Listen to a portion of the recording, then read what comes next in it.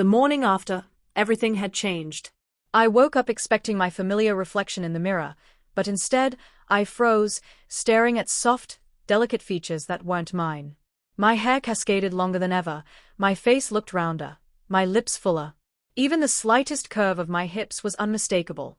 My hands, slimmer, finer, almost fragile, trembled as I reached out to touch my face, as if confirming I hadn't dreamt this all.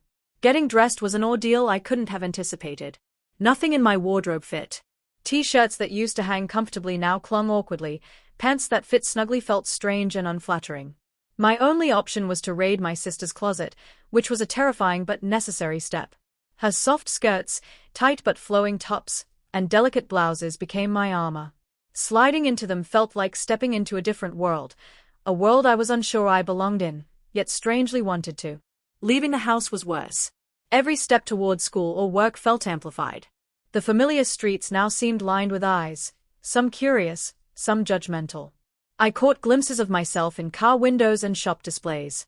The girl in the reflection moved differently than I expected, but also, naturally. Is this me now? I wondered, heart racing. At school, the whispers started almost immediately. Did you see? Is that really him? I felt every eye on me, every stare a reminder that nothing about my life would ever be the same. Friends approached, some with shock, some with tentative curiosity. Wow, you look different, one murmured, eyes wide. Even casual interactions became trials. Sitting in class, I felt every shift of weight, every movement under the desk magnified. I was hyper-aware of the subtle sway of my hips, the softness of my new body, and the way my voice sounded higher-pitched without realizing it. My old confidence in casual gestures was gone, replaced with uncertainty. Teachers noticed too. A simple question in class drew attention as my voice slipped unintentionally into a higher tone. Yes, I answered, fumbling with my pen, feeling the weight of every student's gaze. It wasn't ridicule, but awareness, curiosity, the feeling that every action was being dissected. Even my family noticed changes I hadn't expected. My mother lingered a moment too long at breakfast, commenting on my beautiful hair. My sister's eyes twinkled with a mix of amusement and intrigue, and my father, well, he seemed unsure how to react. I realized that navigating this new world wasn't just about my own feelings, it was about negotiating everyone else's perceptions. Lunch was the hardest. Sitting with friends, trying to eat, I felt conscious of every movement, crossing my legs, holding my utensils, tilting my head. Conversations felt awkward. Laughter came too quickly or too hesitantly. But amidst the embarrassment, I noticed something unexpected: attention. Compliments, glances, subtle smiles, all directed at me. It wasn't just shock, it was genuine appreciation. I had become visible in a way I never had before, and though I was terrified, part of me couldn't deny a rush of excitement. By the end of the day, I was exhausted. Every step, every glance, every word felt heightened, intensified, like living in a magnifying glass. But as I looked in the mirror later that evening, trying to shake off the fatigue, I realized something else. The world had shifted around me, yes, but I was still me. And maybe, just maybe, this new form had its own kind of power, one I was only beginning to understand. The morning after the transformation, I woke up expecting my familiar reflection. Instead, I froze. Staring back at me was a soft, delicate face framed by hair that flowed longer than it ever had before. My lips looked fuller, my cheeks rounder, my eyes somehow wider, almost sparkling. Even my hands were different, slimmer, more delicate. For a moment, I couldn't breathe. This isn't real, is it? Getting dressed was a nightmare. None of my old clothes fit properly. T-shirts that hung loosely now clung uncomfortably, and pants that used to fit felt odd on my new curves. Panicked, I rummaged through my sister's closet. Her skirts, tight tops, and soft blouses were my only option. Sliding into them felt like stepping into someone else's life, a life I hadn't asked for, yet couldn't ignore. Leaving the house was even more terrifying. Every step outside felt magnified. The world seemed to notice me in ways it never had before. Glimpses of myself in car windows and shop displays were jarring. The girl staring back moved with a natural grace I had never possessed, and my heart thumped in both fear and fascination. Am I really her now? At school, the whispers started almost immediately. Is that really him? What happened? Eyes followed my every move. Friends approached hesitantly. You look different, one said, voice wavering. I could feel every stare, every subtle gesture, every head turn. Even casual interactions became daunting. In class, my voice unintentionally slipped higher as I answered a question. Yes, I murmured, fumbling with my notes. Every glance in my direction felt like judgment, every movement overanalyzed. Lunchtime was no easier. Sitting with friends, I was hyper-aware of how I held my utensils, crossed my legs, or tilted my head. Every gesture felt amplified. Yet, amidst the embarrassment, I noticed something unexpected: attention. Subtle compliments, stolen glances, quiet smiles. It wasn't just shock. People were noticing me, genuinely. Returning home, my family noticed too. My mother lingered at breakfast, commenting on my beautiful hair. My sister smirked knowingly, teasing lightly but warmly. My father seemed unsure, shifting in his chair, observing me with cautious curiosity. I realized quickly that navigating this new reality wasn't just about me, it was about how everyone around me adjusted. By the evening, I was exhausted. Every interaction, every glance, every movement had been a trial. Yet, staring into the mirror, I couldn't help but see potential. This new form wasn't just frightening, it held power. A strange, undeniable power that I was only beginning to understand. That night, after everyone else had gone to bed, I finally had the house to myself. I stood in front of my bedroom mirror, taking in every detail of this new body. My fingers traced the curve of my hips, my collarbone, the soft line of my jaw. Every touch was electric, sending shivers down my spine. I couldn't deny it anymore. There was a thrill in becoming someone entirely different, yet still unmistakably me. I pulled out a few more items from my sister's wardrobe: a silky camisole, a fitted skirt, and a pair of shoes that clicked delicately on the hardwood floor. Slipping them on, I felt my posture shift automatically. The world outside might not have noticed yet, but in this private space, I could practice, explore, and become her fully. Next came makeup. I had always been curious but never brave enough. Now, armed with a newfound sense of possibility, I experimented. A light layer of foundation evened out my skin, a hint of blush made my cheeks glow, eyeliner accentuated the shape of my eyes. Every brushstroke, every dab, transformed not just my reflection but my confidence. When I looked in the mirror, the girl staring back wasn't fake, she was real, alive, and becoming me. I practiced my voice next. Speaking softly, modulating tone, elongating vowels, adding subtle inflections that felt natural. At first, it sounded forced, but after a few minutes, the voice rolled off my tongue smoothly. Each sentence felt like reclaiming a part of myself I never knew existed. I whispered into the mirror, "You're doing this, you're really her." A small smile crept across my lips. Then came movement. I walked around the room, testing sway and balance, lifting my chin, glancing at my reflection. The way my body shifted, the way the clothes clung or fluttered, it was intoxicating. I twirled once, then again, letting the soft fabric of the skirt follow me. The mirror reflected not just a girl, but someone vibrant, daring, and undeniably feminine. Hours passed, and I lost all track of time. I experimented with gestures, expressions, even moods. I learned how to tilt my head to appear approachable, how to smile without seeming forced, how to hold my hands delicately while keeping my balance. Each tiny adjustment made me feel more in control, more authentic, and strangely, more powerful. By the early morning, exhaustion and exhilaration mingled in my chest.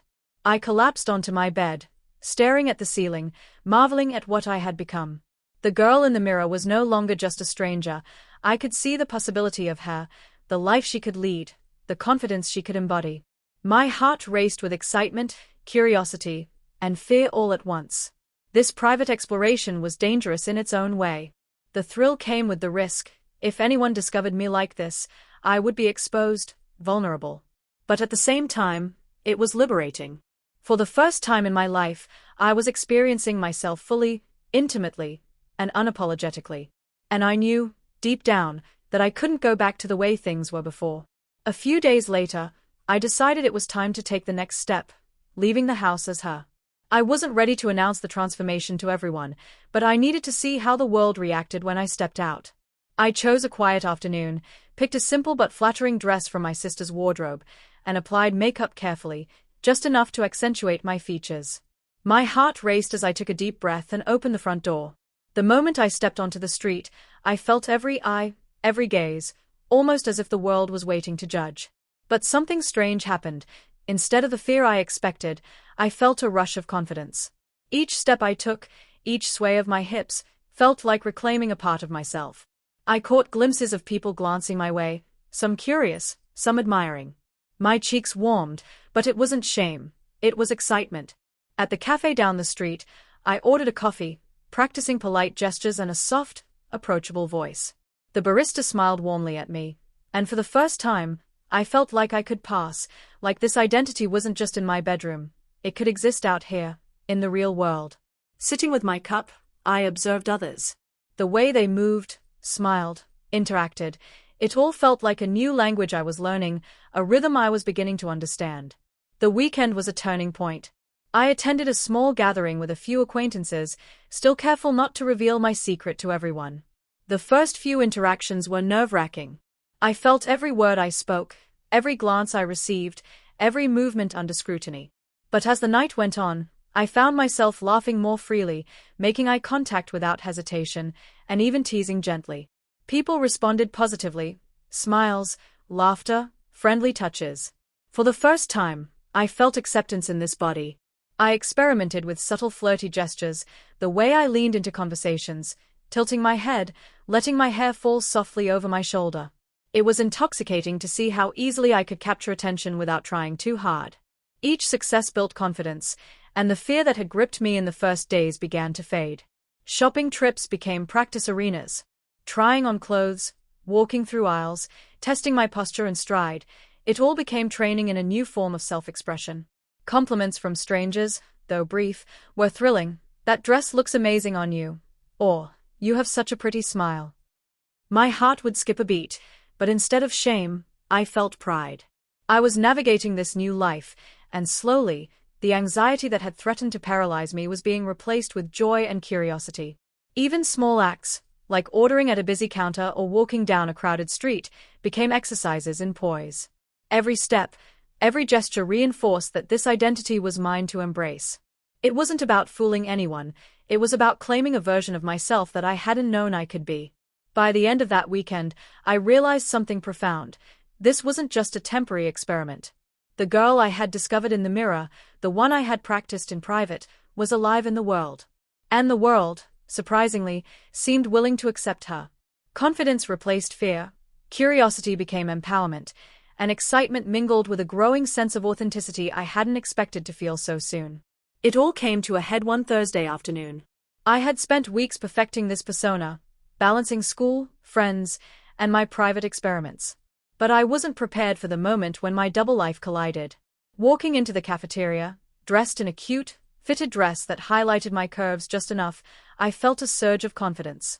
Heads turned, whispers floated through the room, but nothing could have prepared me for the shock of seeing my best friend, Jason, staring at me with wide eyes. "Wait, is that you?" he stammered, his voice barely audible over the chatter. My heart pounded. I froze, my mind racing. Do I hide it? Do I explain? Do I run? I had avoided this moment for days, terrified of judgment, terrified of losing my old life. Yet, the girl in the mirror had taught me that hiding no longer felt right. "Yes, it's me," I said softly, testing my new voice. The words felt strange, yet liberating. There was no going back now. Jason blinked, processing. You look amazing," he finally managed, a mixture of surprise and admiration in his eyes. The cafeteria seemed to hold its breath. Whispers grew louder, curious glances multiplied, and I realized everyone was watching, not judging, but witnessing. This was the moment I had feared, and yet, it was exactly what I needed. I took a deep breath and straightened my shoulders. "I know this is a lot to take in," I said, voice steady. "But this is who I am now. And I'm not hiding anymore." The response was unexpected. Some students giggled nervously, unsure how to react, but many smiled warmly. Friends I hadn't spoken to much in years approached with compliments, offering acceptance in ways I had never anticipated. The tension in the room shifted from fear to fascination, curiosity to admiration. Even Jason relaxed, nodding slowly. I mean, it's you, right? And you look really happy. I think that's what matters. That was the turning point. I realized that confrontation wasn't about proving anything to anyone else, it was about claiming my own truth. The fear, the embarrassment, the anxiety, they didn't disappear overnight, but they lost their grip. I had faced the moment I dreaded most, and I hadn't crumbled. I had stood tall, fully myself, in front of the people who mattered most. By the end of the day, the whispers had turned into chatter, smiles, and even friendly teasing. I walked through the halls with my head held high, feeling a mix of relief and exhilaration. I had crossed the threshold. The girl I had discovered in private, nurtured in secret, was now alive, visible, and thriving in the world.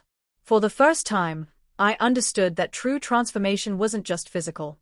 It was emotional, psychological, and deeply personal. Facing others, claiming my identity, and embracing the reactions, both good and bad, was the real test. And I had passed. After that cafeteria confrontation, everything began to shift. The initial shock had faded, replaced by a growing sense of confidence I had never imagined. I started walking into school not with hesitation, but with a purposeful sway, letting my new self radiate freely. The small moments of acceptance from friends and strangers alike became fuel for a deeper transformation, not just in appearance, but in how I carried myself, how I spoke, and even how I felt inside. At first, it was subtle. A longer glance in the mirror each morning, a little extra care in choosing outfits, a more deliberate tilt of my head when I laughed. But soon, these small actions compounded, creating a presence that couldn't be ignored. People noticed. I noticed. And slowly, I realized that I was no longer pretending, I was living fully as the girl I had always discovered in private moments. Friends started approaching me more openly. "You're glowing," someone whispered one afternoon. "You seem different, but in the best way." Compliments flowed more freely, and for the first time, I felt genuinely proud of who I was. The validation wasn't just external, it came from within. I had accepted myself, and that confidence made the world reflect it back to me. Social events became opportunities rather than challenges. Parties, study groups, casual hangouts, they were spaces where I could experiment further with style, personality, and presence. I learned to navigate these situations with grace, sometimes playful, sometimes poised, but always authentically me. Each success, each small interaction, reinforced that my transformation wasn't a temporary phase, it was my new reality, and it was beautiful. Even my closest friends adjusted, offering support in unexpected ways. Jason, once stunned, now smiled knowingly whenever I walked into a room. Other classmates who had been skeptical became intrigued, asking questions, seeking advice, or simply accepting me without comment. The world, I realized, was far more flexible than my fear had imagined. At home, the acceptance was quieter but just as meaningful. I began taking over responsibilities with a sense of pride, experimenting with different looks in daylight, and even helping my sister select outfits with her. These private victories reinforced the empowerment I felt publicly. I wasn't living in secret anymore, I was thriving, and I could feel the strength radiating from this new version of myself. By the end of the semester, the transformation was complete, not just physically, but emotionally. I had confronted fear, embraced vulnerability, and discovered a resilience I hadn't known I possessed. Being seen, fully, unapologetically, had been the catalyst. And now, walking through the halls, laughing with friends, or simply gazing at my reflection, I knew that I had claimed a life where I could be proud of who I truly was. Sitting in my room one evening, I finally allowed myself to pause and reflect. The girl I had discovered in the mirror months ago, timid and uncertain, had grown into someone confident, vibrant, and unapologetically herself. I thought back to the fear, the hesitation, the moments of shame, and I realized that every one of those feelings had been a stepping stone to this newfound strength. Being visible, being authentic, wasn't always easy. There were whispers, stares, and moments when I questioned whether it was worth it.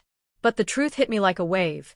The courage to embrace myself had unlocked a world I had never imagined. People accepted me. I accepted me. And most importantly, I felt free in a way I never had before. I smiled at my reflection, running my fingers over my hair, adjusting the hem of my favorite dress. "You did it," I whispered softly. You faced the fear, and you came out stronger. And that was the lesson I wanted to carry forward. Transformation isn't just about changing how you look, it's about discovering who you truly are and daring to live it, fully and boldly. Life had given me an unexpected journey, one that started with shock and uncertainty but ended with empowerment, joy, and authenticity. To anyone watching this story, don't be afraid of change, don't be afraid of being seen, and don't ever hide the parts of yourself that feel real. The world is waiting to see you, and, more importantly, so is the person you are meant to become.